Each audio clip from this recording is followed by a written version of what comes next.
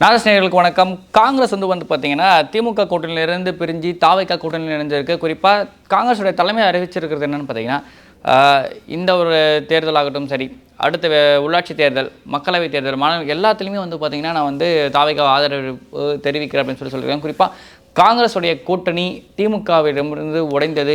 50 ஆண்டுகளுக்கு பிறகு ஆட்சி அதிகாரத்தில் வந்து பார்த்தீங்கன்னா காங்கிரஸ் வந்து உட்காரப்போது. ஏறக்குறைய ஒரு 5 எம்எல்ஏக்கள் வந்து பார்த்தீங்கன்னா 2026 சட்டமன்ற தேர்தலில் ஜெயிச்சிருக்காங்க. அந்த 5 பேருமே வந்து பார்த்தீங்கன்னா தாவேக்காவிற்கு ஆதரவு தெரிவிக்க போகிறதா வந்து பார்த்தீங்கன்னா செய்திகள் வெளியாயிருக்கு. குறிப்பாக காங்கிரஸ் வந்து அதை அதிகாரப்பூர்வமாக வந்து பார்த்தீங்கன்னா அறிவிச்சும் இருக்காங்க. குறிப்பாக ஏறக்குறைய திமுக 67 ஆட்சி பிடிச்சதுக்கு அப்புறமா வந்து பார்த்தீங்கன்னா பெருசாக ஆட்சி அதிகாரத்தில் பங்கு அப்படின்ற மாதிரி விஷயங்களை வந்து பார்த்தீங்கன்னா வேறு எந்த கட்சியோட பகிர்ந்துக்கவே இல்லை. அதே மாதிரி வந்து பார்த்தீங்கன்னா அதிமுகவும் அதே வந்து தொடர்ச்சியாக பண்ணியிருந்தாங்க. அப்படி இருக்கிறப்ப இந்த ஒரு காலகட்டத்தில் வந்து பார்த்தீங்கன்னா தாவேக்கா ஆட்சி அமைக்க போது, அந்த ஆட்சி அமைக்கிறதுக்கு 107 அப்படின்ற ஒரு சீட்டு தான் வந்து பார்த்தீங்கன்னா தாவேக்கா கையில் வச்சிருக்கு. ஒரு சீட்டை வந்து ஒரு ரிசைன் பண்ண வேண்டியதுனால அந்த 108 107 நம்ம வந்து சொல்லிக்கிட்டு இருக்கோம். அப்படி இருக்கிறப்ப ஏற்கனவே ஒரு 11 பேருடைய ஆதரவு அப்படின்றது தாவேக்காவுக்கு தேவைப்படுது. அதில் 5 பேர் வந்து கிடச்சிட்டாங்க. காங்கிரஸ்லேருந்து 5 பேர் வந்து ஆதரவு தெரிவிக்கிறதா வந்து பார்த்தீங்கன்னா காங்கிரஸுடைய தேசிய தலைமை வந்து அறிவிச்சிருக்கு. அது சார்ந்த விஷயங்கள் வந்து போய்கிட்டு இருக்கப்ப திமுகவினர் வந்து பார்த்தீங்கன்னா காங்கிரஸை வந்து முதுகில் குத்திய துரோகி அப்படின்ற மாதிரி விஷயங்களை சரவண அண்ணாதுரை வந்து சொல்லியிருக்காரு. காங்கிரஸ் இதை ஃபஸ்ட் டைம் பண்ணதான்னு கேட்டால் பல டைம் வந்து பல கட்சிகள் பல மாநிலங்களில் இதை பண்ணியிருக்கு.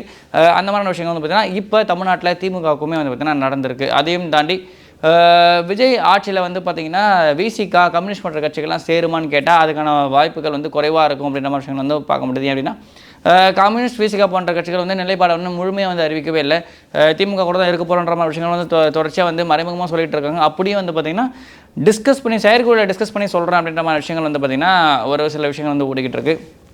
அதையும் தாண்டி அதிமுகவிலேருந்து ஒரு பிரிவு பிரிஞ்சு வந்து இவங்கள சேரதுக்கான வாய்ப்பு இருக்குது அப்படின்ற மாதிரி விஷயங்களை வந்து பார்த்திங்கன்னா பரவலாக வந்து பேசப்படுது. குறிப்பாக சிவி சண்முகம், வேலுமணிலாம் வந்து பார்த்திங்கன்னா தாவைக்காவோட அதிமுக வந்து கூட்டணிக்கு போயிடணும், அந்த ஆதரவு தெரிவிக்கணும் அப்படின்ற மாதிரி விஷயங்களை வந்து இபிஎஸ்க்கு அழுத்தம் கொடுக்குறதா வந்து சொல்லப்படுது. குறிப்பாக பொஸ்ஸியானந்த் அவர்களும் வந்து பார்த்திங்கன்னா இபிஎஸ் அவர்களை வந்து சந்திச்சிருக்காரு. அப்படி இருக்கிறப்ப அதிமுக தாவைக்கா ஆட்சியில் பங்கெடுக்குமா, இல்லைனா அதிமுகவிலிருந்து ஒரு பிரிவு பிரிஞ்சு வந்து தாவைக்காவோட சேருமா அப்படின்ற ஒரு கேள்வி இருக்குது. குறிப்பாக இந்த இடத்துல நீங்கள் வந்து கட்சி தாவல் தடை சட்டம் சார்ந்த விஷயங்கள் வந்து பேசலாம். ஆல்ரெடி பேசினது தான், ஏறக்குறைய மணி சாரோட பேசுகிறப்ப சொல்லியிருந்தது தான். ஏறக்குறைய 46 47 பேர் வந்து வச்சுருக்காங்க. இல்லை 3/2 பங்கு, அதாவது ஏறக்குறைய 32 33 பேர் வந்து பார்த்திங்கன்னா இங்கேருந்து அதிமுகலேருந்து தாவேக்காவுக்கு போனாங்க அப்படின்னா அவங்களுடைய எம்எல்ஏ பதவியும் வந்து தப்பிக்கிறதுக்கான வாய்ப்பு இருக்குது. அது மட்டும் தான் ஒரே வழியான்னு கேட்டால் அது மட்டும் ஒரே வழின்னு நம்ம சொல்லிட முடியாது. ஏன் அப்படின்னா இவங்க ஆட்சி அமைக்கிறப்ப வந்து பார்த்திங்கன்னா அந்த மெஜாரிட்டி நம்பர்ஸ் வந்து வரல. இந்த ஓட்டு போடுறப்ப கான்ஃபிடன்ஸ் மோஷன் அப்போ வந்து பார்த்திங்கன்னா ஓட்டு போடுறப்ப வந்து பார்த்தீங்கன்னா ஒரு சில பேர் மாற்றி போடலாம், லீவ் போட்டு போகலாம். ஒருவேளை அவர்கள் மீது அதிமுக குரலா நடவடிக்கை எடுக்கும் பட்சத்தில் அந்த நடவடிக்கையை அங்கீகரிக்கணுமா வேணாவா அப்படின்னு சொல்லிட்டு முடிவு பண்ணுற இடத்துல யார் இருப்பான்னு பார்த்தீங்கன்னா சபாநாயகர் இருப்பார். குறிப்பாக செங்கோட்டையன் போன்றவர்கள் சபாநாயகராக வரதுக்கான வாய்ப்புகள் அதிகமாக இருக்கும் அப்படின்னு சொல்லிட்டு வந்து பரவலாக பேசப்படுது. அதை தாண்டி தாவேக்காவோட அமைச்சரவையில் அப்படின்றது தான் பார்த்தீங்கன்னா முக்கியமான டைட்டிலாக இருக்கும். ஏன் அப்படின்னு பார்த்தீங்கன்னா பொஸ்ஸியானந்த், ஆதவர்ஜுனா, சிடி நிர்மல்குமார், ஜெய்சிடி பிரபாகர், விஎஸ் பாபு, மரிய வில்சன், ராஜ்மோகன், அதுக்கப்புறமா வந்து பார்த்தீங்கன்னா இந்த மாதிரி பல பேர் வந்து பார்த்தீங்கன்னா தாவேக்காவோட அமைச்சரவையில் இருப்பாங்க. குறிப்பாக செங்கோட்டையன், சத்யபாமா உட்பட பல பேரோட பேர் வந்து அடிபடுது.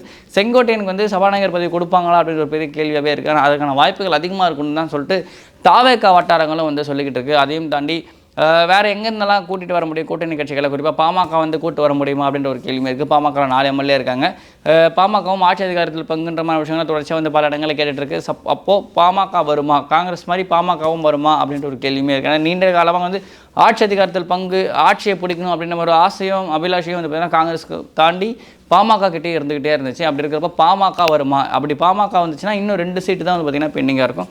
அந்த 2 சீட்டு யார்கிட்ட இருந்து வாங்குறதுன்ற ஒரு மிகப்பெரிய கேள்வியாக இருக்கும். ஏன்னா IUML அப்படின்ற இந்தியன் யூனியன் முஸ்லீம் லீக் திமுகவோட தான் இருக்க போகிறோம், தாவேக்காக ஆதரவில்லை அப்படின்ற ஒரு ஸ்டேட்மெண்ட்டை கொடுத்துட்டாங்க. அப்படி இருக்கிறப்ப அந்த 2 சீட்டு கொடுக்க போகிற கட்சி யார்? சிபிஐ வீரபாண்டியனோட வந்து பார்த்திங்கன்னா பேச்சுவார்த்தை நடைபெறதா வந்து சொல்லிட்டு இருக்காங்க. தாவேக்காவினர் பேசிக்கிட்டு இருக்கிறதா வந்து பார்த்திங்கன்னா வந்து ஒரு செய்தி வெளியாக இருக்குது. ஒருவேளை சிபிஐ மட்டும் போகுமா அங்கே அப்படின்ற ஒரு கேள்வியுமே இருக்குது. இதை தாண்டி திமுக கூட்டணி, திமுக ஆட்சி இருந்தது மட்டும் இல்லாமல் திமுகவுடைய தலைவரான முதல்வர் ஸ்டாலின் அவர்கள் வந்து தோற்று போயிருந்தார். அப்படி இருக்கிறப்ப கூட்டணியும் கொஞ்சம் கொஞ்சமாக விட்டு போகிறது வந்து பார்த்தீங்கன்னா திமுக அழிவு பாதையை நோக்கி செல்கிறதா அப்படின்ற ஒரு மிகப்பெரிய ஒரு கேள்வி இருந்திருக்கு. அதையும் தாண்டி எதிர்க்கட்சி அந்தஸ்து கூட பெற முடியாத சூழ்நிலையில் அதிமுக இருக்குது.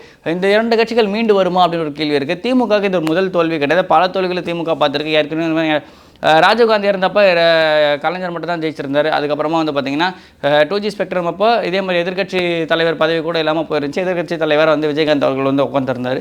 அப்படி இருக்கிறப்ப மீண்டும் திமுக எழுந்து வருவதற்கான வாய்ப்புகள் 100% இருக்குது அப்படின்னு சொல்லி தான் திமுகவினர் வந்து சொல்கிறாங்க. அப்படி இருக்கிறப்ப அதிமுக தொடர் தோல்வியாக 4வது பொது தேர்தலாக வந்து பார்த்தீங்கன்னா அதிமுக தோற்றுருக்கு. 2019 மக்களவைத் தேர்தல், 2021 சட்டமன்ற தேர்தல், 2024 மக்களவைத் தேர்தல், திருப்பி 2026 சட்டமன்ற தேர்தலையும் வந்து அதிமுக தோற்றுருக்கு. அந்த தலைமை மீது ஒரு மிகப்பெரிய ஒரு கேள்விக்குறி எழுந்திருக்கு. குறிப்பாக ஒரு மிகப்பெரிய ஒரு கலகமே வந்து அதிமுகக்குள்ளே வெடிச்சிருக்கு. பொதுச் செயலாளர் பதவியிலிருந்து இபிஎஸ் நீக்கணும் அப்படின்ற மாதிரி செய்திகள் வந்து தொடர்ச்சியாக வந்து பார்த்திங்கன்னா நம்மளால் கேட்க முடியுது. அப்படி இருக்கிறப்ப சிவி சண்முகம், வேலுமணி வந்து அதிருப்தியில் இருக்காங்க. ஒரு குரூப்பை கூட்டிகிட்டு வந்து தாவைக்கோட சேர போகிறாங்க அப்படின்ற மாதிரி நியூஸுமே வந்து இருந்துகிட்டு இருக்கு. காத்திருந்து பார்க்கலாம், காலம் பதில் சொல்லும். ஆட்சி அமைக்க விஜய்க்கு யார் ஆதரவு கொடுக்கிறார் என்று. நன்றி, வணக்கம்.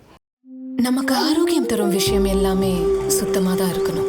லயன் அரேபியன் டேட்ஸ், இப்போ அது லயனா டேட்ஸ். லயனா பிரீமியம் டேட்ஸ்.